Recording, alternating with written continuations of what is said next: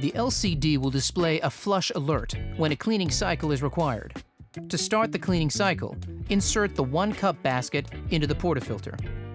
Place the cleaning disc inside, followed by 1 cleaning tablet on top of the cleaning disc. Insert and lock the portafilter into the group head. Empty the drip tray and replace it into the machine.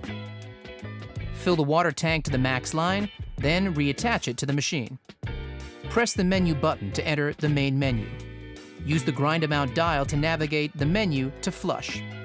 Then press to select. The 1-cup button will illuminate. Press the 1-cup button to start the cleaning cycle. The remaining time for the cleaning cycle will be displayed on the LCD. Once the cleaning cycle is complete, the machine will beep and return to ready mode.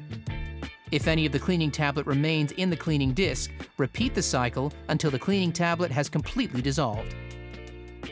Once the cycle is complete, empty and rinse the portafilter, cleaning disc, and drip tray.